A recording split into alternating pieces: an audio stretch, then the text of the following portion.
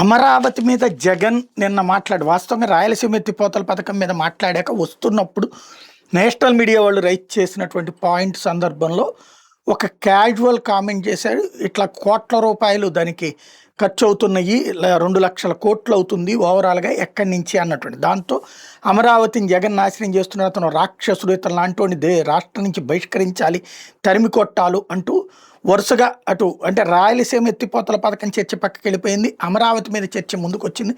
అసలు అమరావతి మీద YCP version ఏంటి అన్నటువంటి ప్రశ్న ఇటు నారాయణ లాంటి వాళ్ళు రైట్ చేస్తున్నటువంటి నేపథ్యంలో సజ్జల రామకృష్ణారెడ్డి దానికి సమాధానం చెప్పుకొచ్చారు. వాస్తవంగా జగన్ చెప్పాలి, అది జగన్ ఒక ప్రెస్ మీట్ ప్రత్యేకించి అమరావతి మీద పెట్టాలి, దాని మీద తన వైఖరి ఏంటో చెప్పాలి. ప్రస్తుతం అయితే సజ్జల చెప్తున్న లెక్క తొలి దశలో తీసుకుని 50,000 ఎకరాలు తీసుకున్నారు, ఆ రైతులకు ఏమీ చేయలేదని జగన్ గారు అడిగారు. రోడ్లు లేవు, కనెక్టివిటీ లేదు, ప్లాట్ డెవలప్మెంట్ లేదు, ఇది చేయకుండానే రెండో దశకు ఎందుకు వెళ్తున్నారని ప్రశ్నించారు. అమరావతిలో చంద్రబాబు సృష్టించిన సమస్యలు రైతుల ప్రాణాలు తీస్తున్నాయి, రైతులకు ఇవ్వాల్సిన ప్లాట్లు చెరువులో ఇచ్చారు, ఇవి తప్పులు కావా వాస్తవాలు కావా అని జగన్ గారు ప్రశ్నించారు. రైతులకు ఇచ్చిన ప్లాట్లు ఇతరులు కొనే రకంగా ఉన్నాయని అడిగారు.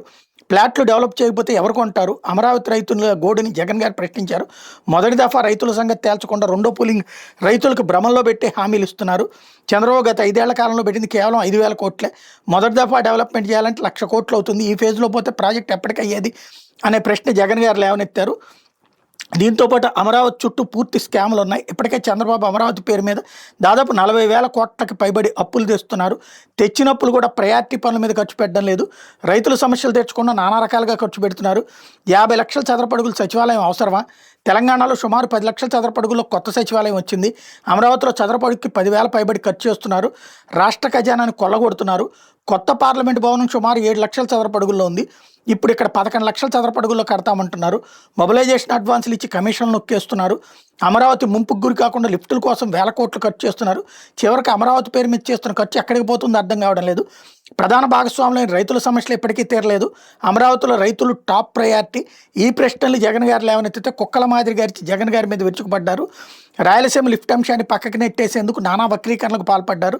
రేవంత్ రెడ్డి ప్రకటన మీద చంద్రబాబు ఇప్పటివరకు సూటిగా సమాధానం చెప్పలేదు. ఇది వదిలేసి జగన్ గారి మీద బూతులతో అసభ్యంగా రెచ్చిపోయారు. అమరావతిని మదర్ ఆఫ్ ఆల్ స్కామ్స్గా చంద్రబాబు మార్చారు. అమరావతి ప్రాంతానికి జగన్ గారు వ్యతిరేకం కాదు, అమరావతిలో కూడా అభివృద్ధి జరగాలని కోరుకున్నారు.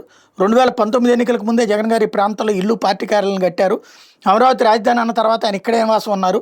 ఇప్పటి వరకు చంద్రబాబు ఇక్కడ ఇల్లే కట్టుకోలేదు. చంద్రబాబు అక్రమ నివాసంలో ఉన్నారు, అది కూడా ఓ స్కామే.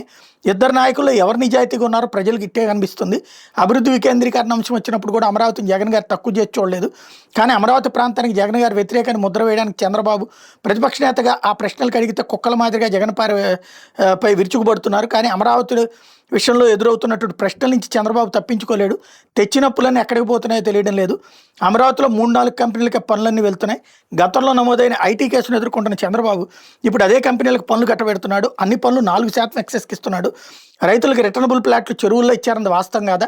మొన్న గుండెపోటుతో కొప్పుకోలేని రైతుల ప్రశ్నలకు చంద్రబాబు నుంచి సమాధానం లేదు. మరి ఈ స్కాములు ప్రశ్నించరా? అదే పని జగన్ గారు చేశారు.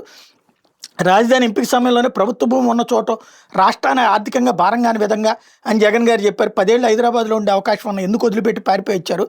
ఆ సమయాన్ని వాడుకుని రాజధాని కంప్లీట్ చేసుకోవచ్చు కదా, మరి అప్పుడు ఎందుకు అలా చేయలేదు? అమరావతి ముంపు ప్రాంతం కాబట్టి ఎందుకు లిఫ్ట్లు రిజర్వాయర్లు ఎందుకు కడుతున్నా అన్న ప్రశ్నలు కూడా వస్తాయి.